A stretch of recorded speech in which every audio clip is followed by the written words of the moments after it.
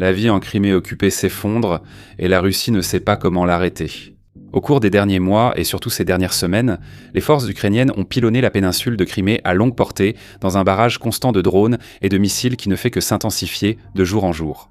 Les réserves de carburant sont épuisées, des dizaines de milliers de personnes essaient de fuir tant qu'elles le peuvent, et le chaos, la panique et même la faim commencent vraiment à s'installer. L'Ukraine ne prévoit pas d'envahir ou de reprendre la Crimée pour l'instant. À la place, l'Ukraine a l'intention de rendre la Crimée véritablement, complètement ingouvernable et de forcer ses occupants russes à un effondrement total. Mais grâce au siège mené à distance contre ce territoire, l'Ukraine espère faire plus que simplement affaiblir l'armée russe. Kiev cherche plutôt à piéger Moscou et jusqu'à présent, la stratégie fonctionne parfaitement. La Russie occupe la Crimée depuis 2014 et la considère comme un territoire russe annexé. Ce territoire est le joyau du projet militaire de Vladimir Poutine en Ukraine, ainsi que la fierté de l'élite russe. Défendre la Crimée devient de plus en plus coûteux et risqué, mais l'abandonner est impensable. Le problème pour la Russie, c'est précisément sur ce point que l'Ukraine compte. Quelques mois avant la sortie de cet épisode, la situation a évolué sur les champs de bataille de l'est de l'Ukraine. Après des années de guerre de drones innovantes près du front, Kiev a présenté de nouveaux drones conçus non pour attaquer à courte ou longue portée, mais à moyenne portée. Dotés d'intelligence artificielle, peu coûteux à utiliser en grand nombre et étonnamment rapides, ces nouveaux drones ont bouleversé bon nombre des attentes auxquelles les deux camps de cette guerre s'étaient habitués. Le brouillage russe n'était plus efficace et l'Ukraine n'avait plus besoin de maintenir une liaison lourde et encombrante par câble à fibre optique avec ses drones. Au début de la saison des combats de printemps, l'Ukraine a utilisé ces nouveaux outils pour saper les lignes d'approvisionnement et la logistique soutenant une vaste offensive russe de printemps, plongeant celle-ci dans le chaos. En mai de cette année, l'Ukraine avait assuré sa domination par les drones dans la région orientale du Donbass, où l'offensive principale de la Russie était censée avoir lieu. Les combats dans cette zone se poursuivent toujours, et la Russie progresse de façon incroyablement lente à un coût énorme, dans une guerre où, selon des publications récentes de blogueurs militaires russes, les troupes de Moscou sur certaines parties du front ont une espérance de vie de 20 à 35 minutes une fois arrivées en première ligne. Maintenant que l'Ukraine maîtrise la situation là-bas, ses forces de drones de moyenne portée disposent d'une certaine capacité supplémentaire, et la majeure partie de cette capacité est désormais concentrée sur la Crimée. Pour comprendre la campagne de l'Ukraine en Crimée, il faut d'abord saisir certains aspects de ce territoire. Elle est relativement isolée, principalement entourée d'eau, et n'a aucune connexion terrestre naturelle avec la Russie continentale. Le Kremlin a beaucoup œuvré pour résoudre ce problème, d'abord en créant une infrastructure fiable de ferries et navires, puis en construisant le pont du détroit de Kertch ouvert en 2018, et enfin en installant un réseau routier et ferroviaire à travers l'Est ukrainien occupé. Ces routes à travers les territoires occupés ont été cruciales. Elles ont rendu le pont de Kertch moins vulnérable en tant que cible pratique pour l'Ukraine et elles ont considérablement augmenté le volume de ravitaillement, de carburant et d'équipements militaires pouvant atteindre la péninsule.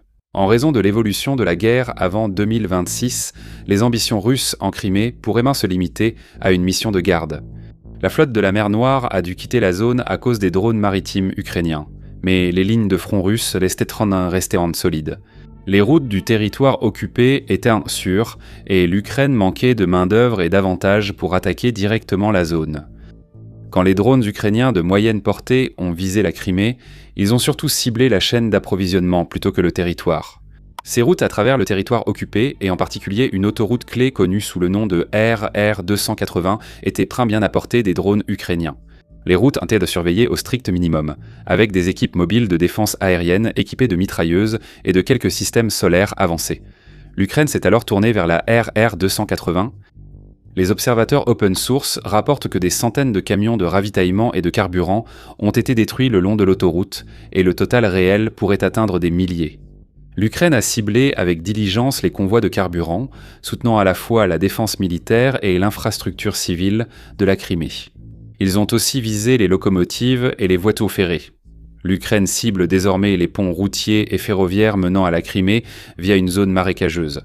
Il s'est avéré que la Russie n'avait pas la capacité de vraiment réagir à l'offensive ukrainienne, et à mesure que la campagne de l'Ukraine commençait à produire de vrais résultats, la Russie s'est retrouvée incapable de redresser la situation. Au contraire, chaque frappe ukrainienne a augmenté la probabilité des suivantes, créant un effet cumulatif. Avec la route R280 devenue trop dangereuse, la Russie a dû faire passer ses camions par des routes secondaires où ils doivent rouler beaucoup plus lentement et causent des dégâts sur un asphalte qui n'était pas conçu pour supporter ce type de trafic. La Russie aurait perdu des centaines de chauffeurs de camions expérimentés dont le travail était plus complexe que ce qu'admettent les observateurs internationaux. Chaque pont détruit rend les ponts restants plus importants, mais diminue aussi le nombre de lieux à surveiller pour l'Ukraine, ce qui les rend plus vulnérables. L'armée russe a essayé de réagir en utilisant des ponts de bateaux, mais ceux-ci, ils sont aussi détruits. Ils ont tenté les ferries, mais les frappes ukrainiennes ont désormais forcé leur fermeture. Mieux encore pour l'Ukraine, la Russie a réagi aux frappes, dont celle contre une raffinerie clé à Moscou, en redéployant sa défense aérienne vers ces grandes villes. Avec des défenses aériennes limitées, cela a facilité les frappes ukrainiennes sur la Crimée. À mesure que l'Ukraine détruit plus d'infrastructures en Russie et cause des pénuries de carburant dans la plupart des oblasts russes, les possibilités d'approvisionnement se réduisent encore davantage. Ce que la Crimée possède et ce que la Russie peut fournir dans les environs immédiats devient encore plus précieux, donc cela devient encore plus coûteux à perdre. Et maintenant que le décor a été correctement planté, les drones ukrainiens ont commencé à pilonner la Crimée elle-même. En quelques semaines, l'Ukraine a détruit les réserves de carburant en surface, des centrales, câbles et autres infrastructures énergétiques de Crimée, difficiles à remplacer. Les dirigeants de la Crimée ont imposé des limites à la quantité de carburant pouvant être distribuée aux civils, puis ont exigé des bons que seuls les employés du gouvernement pouvaient facilement obtenir. Et maintenant, même ces bons ne valent de plus grand-chose. Les images satellites et la cartographie du trafic indiquent que lorsque les gens parviennent à obtenir suffisamment de carburant pour rouler, ils se dirigent principalement vers le pont du détroit de Kertch, attendant dans de longues files de voitures pour tenter de rejoindre un territoire plus sûr. Selon les dirigeants de la Crimée occupée, les frappes de drones sont maintenant constantes. Selon un responsable cité à la radio, les sirènes de la défense aérienne en Crimée ne retentissent plus, car elles sonneraient 22 heures par jour, empêchant de dormir. À ce stade, les opérations ukrainiennes montrent qu'il manque de cibles énergétiques importantes sur la péninsule.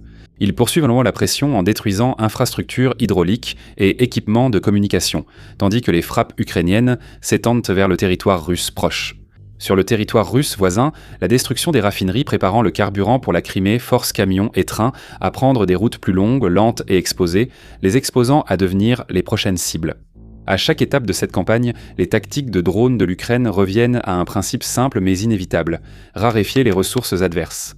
Contrairement à la situation sur les lignes de front, où la Russie n'accorde pas une grande valeur à la vie de ses soldats et les considère manifestement comme jetables, l'Ukraine vise désormais des ressources limitées que la Russie considère comme essentielles. La Russie doit continuer à livrer carburant et fournitures en Crimée et maintenir autant que possible ses raffineries et installations en activité. Il n'y a pas vraiment de scénario où l'Ukraine dissuaderait la Russie au point qu'elle déplace ses ressources vers des zones plus sûres, hors de portée des drones. La Russie doit envoyer des ressources dans la zone de conflit, malgré les risques, ce qui facilite les frappes de drones ukrainiens. Les ponts sont notamment des goulets d'étranglement. Si on en fait sauter la moitié, le reste doit gérer 2 fois plus de trafic. D'habitude, les camions saturent les routes et chaque chauffeur peut se cacher dans la foule. Quand il reste peu de camions sur la route, l'Ukraine n'a qu'à déployer quelques drones pour les surveiller. En détruisant des raffineries, l'Ukraine force les autres à tourner à plein régime jusqu'à ce qu'elles soient frappées, car la Russie doit combler le manque d'une façon ou d'une autre. Dans un instant, nous expliquerons pourquoi la Russie tient à la Crimée. Mais d'abord, faisons une pause pour évoquer notre site réservé aux abonnés. Front.co est notre plateforme pour partager des histoires que nous ne pouvons pas traiter sur la chaîne principale, un espace pour approfondir davantage que sur YouTube. Chaque semaine, nous publions 2 vidéos exclusives, 2 articles d'experts et 1 ou 2 podcasts sur le conflit et les sujets géopolitiques qui vous importent le plus. Notre couverture porte souvent sur l'invasion russe en Ukraine, mais aussi sur l'Iran, le Soudan, le Sahel, l'Europe et d'autres régions, sans oublier les conflits mineurs souvent ignorés dans le monde. Nous avons récemment publié une analyse en accès libre sur la façon dont l'armée russe se nuit en mentant et en exagérant ses avancées sur le champ de bataille. Nous proposons aussi des podcasts gratuits chaque semaine, dont la table ronde du Moyen-Orient de Bob sur le conflit iranien, ainsi que notre newsletter bi-hebdomadaire Warfronts Weekly qui présente les nouvelles histoires suivies par notre équipe. Un abonnement à Front coûte 5$ par mois ou 50 par an. Rendez-vous sur front.co. Retour à la vidéo d'aujourd'hui. Déclin et consternation. Comme expliqué, les frappes ukrainiennes en Crimée ne se produisent pas isolément. La Crimée est dans un état de crise aussi aigu parce que l'Ukraine sape progressivement le vaste réseau qui soutient la péninsule, que ce soit depuis les territoires occupés ou depuis la Russie continentale. Mais ce n'est certainement pas une relation à sens unique. Et maintenant, l'impact de la campagne de longue portée contre la Crimée commence à se faire sentir ailleurs. Les principaux défis de la Russie ont eu lieu sur les lignes de front, surtout dans les oblasts de Kherson et Zaporijia au sud. Ce sont des zones où les combats ont été relativement moins intenses par rapport à ce qui se passe à Donetsk, mais les forces ukrainiennes et russes restent continuellement engagées dans les affrontements. La Crimée sert de base d'approvisionnement et centre logistique aux soldats russes, où les commandants recevaient régulièrement livraison et soutien avant les récents changements. Mais en détruisant l'infrastructure amenant le carburant en Crimée, l'Ukraine empêche aussi l'acheminement des fournitures militaires vers l'extérieur. Selon les blogueurs militaires russes et les rapports ukrainiens du front, les troupes russes subissent une pression extraordinaire dans cette zone. Au début de l'année, les troupes ukrainiennes ont remporté plusieurs victoires limitées et ont repris du territoire dans le sud, mais maintenant les troupes russes commencent à se retirer de territoires clés sans combattre. Un exemple marquant de ce changement est la flèche de Kinburn, longue bande de sable s'étendant vers l'embouchure du grand fleuve qui marque une partie de la ligne de front. La Russie a dû abandonner plusieurs positions clés et l'Ukraine a planté un drapeau sur le territoire, même si la bande de sable reste disputée. À Moscou, les dirigeants russes montrent clairement la place de la Crimée dans leur hiérarchie des territoires importants. C'est moins crucial que Moscou ou Saint-Pétersbourg, et Poutine n'est pas prêt à quitter le front pour garantir la protection de la Crimée. Mais comme nous l'avons déjà mentionné, la Crimée est extrêmement importante pour la Russie en soi. C'est un territoire hautement symbolique, à la fois parce qu'il représente l'apogée de la conquête russe et parce qu'il a été présenté comme un exemple clair de la réussite de la russification culturelle des territoires occupés. Elle est essentielle pour les élites russes comme destination de vacances et pour l'armée comme centre logistique, base de la flotte de la mer Noire et point stratégique dans une zone clé de l'océan.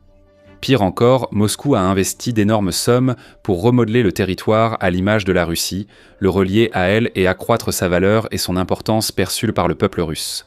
Comme l'a expliqué l'ancien ministre ukrainien de la Défense, Andriy Zagorodniuk, au Wall Street Journal, pour Poutine, la Crimée devient un fardeau plutôt qu'un atout.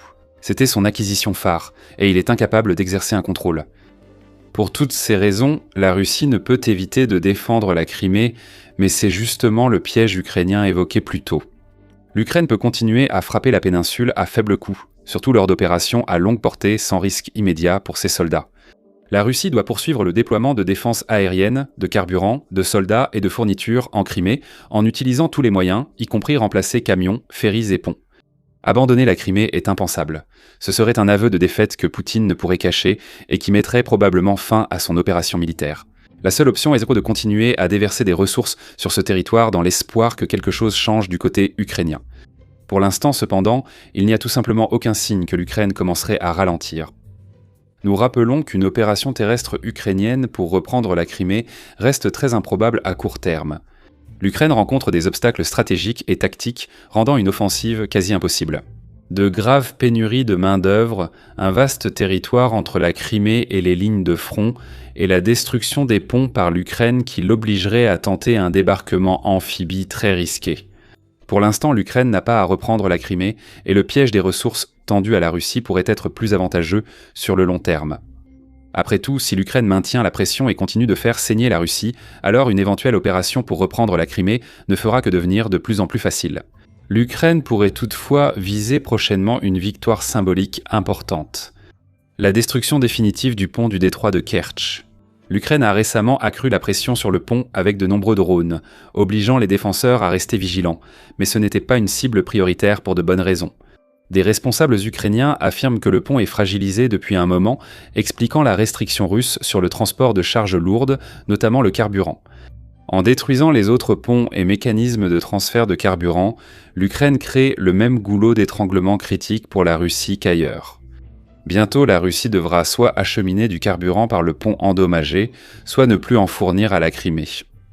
Le risque, c'est que ces livraisons de carburant soient ciblées, et si l'Ukraine frappe un gros convoi au bon moment, elle pourrait transformer ce carburant en bombe sur un pont déjà fragilisé, qui serait alors la dernière bouée de sauvetage de la Crimée. Actuellement, le pont est envahi par les embouteillages évoqués plus tôt. Des milliers de civils ont compris qu'il fallait partir. Il est donc peu probable que l'Ukraine frappe le pont au plus fort de l'évacuation. Quand la circulation aura diminué et la pression sur le pont sera moindre, la Russie pourrait faire passer de gros convois, offrant l'opportunité que l'Ukraine cherche à saisir. Ou peut-être que la Russie ne prend pas ce risque et que la Crimée se retrouve à court de carburant, puis de défense aérienne et peut-être même de soldats. Pour Moscou, c'est une situation perdante. C'est précisément ce que visait le siège de la Crimée. Merci de votre attention.